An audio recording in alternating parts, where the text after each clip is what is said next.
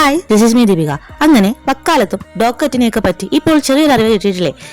ഇന്ന് ഞാൻ നിങ്ങൾക്ക് കെവൈറ്റ് എന്താണെന്ന് പറഞ്ഞു തരട്ടെ. ലോ കോളേജിൽ പഠിക്കുന്ന സമയത്തെ മിക്ക വൈവാ ബോർഡിലും കണ്ടുവരുന്ന ഒരു ചോദ്യമായിരുന്നു, എന്താണ് കെവൈറ്റ് അല്ലെങ്കിൽ കെവൈറ്റ് പെറ്റീഷൻ എന്താണെന്ന്. സംഭവം സിമ്പിൾ ആണ്, എല്ലാവർക്കും മനസ്സിലാവുന്ന പറഞ്ഞുതരാം. A petition filed in a court by a person requesting that no order should be passed without granting him or her an opportunity of being heard. ഇതിനി എനിക്ക് മനസ്സിലായ പോലെ പറഞ്ഞു തരട്ടെ. ഒരു കേസ് അല്ലെങ്കിൽ അപേക്ഷയിൽ കോടതി ഒരാൾക്ക് അനുകൂലമായി ഉടൻ ഉത്തരവ് നൽകുന്നതിന് മുമ്പ് എന്നെയും കേൾക്കണം എന്ന് മുൻകൂട്ടി കോടതിയെ അറിയിക്കുന്ന അപേക്ഷയാണ് കെവൈറ്റ് പെറ്റീഷൻ.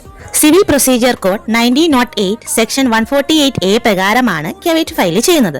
ഇനി ഇത് മനസ്സിലാക്കാൻ ഒരു ഉദാഹരണം പറഞ്ഞിട്ടെ.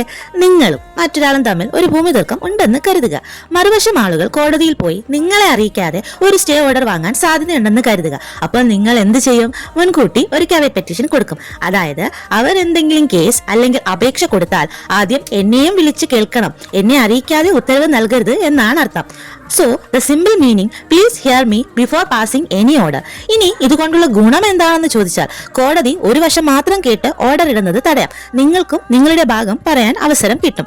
കെവൈറ്റ് പെറ്റീഷൻ 90 ദിവസത്തെ വാലിഡിറ്റി ആണ് ഉണ്ടായിരിക്കുന്നത്. അതിനുശേഷം ആവശ്യമെങ്കിൽ വീണ്ടും ഫയൽ ചെയ്യാം. സാധാരണ ഇത് പ്രോപ്പർട്ടി ഡിസ്പ്യൂട്ട്, ഫാമിലി തർക്കങ്ങൾ, മണി ഡിസ്പ്യൂട്ട് പോലുള്ള സിവിൽ കാര്യങ്ങളാണ് കൂടുതലായി ഉപയോഗിക്കുന്നത്. ഇനി ഈ കെവൈറ്റ് പെറ്റീഷനിൽ ഉൾപ്പെടുന്ന കാര്യങ്ങൾ എന്തൊക്കെയാണെന്നും അതിന്റെ ഫോർമാറ്റും ഫയൽ ചെയ്യാനുള്ള രീതികളും അടുത്ത പാട്ടിൽ പറയാം. ഇന്ന് ഇത്രയേ ഉള്ളൂ.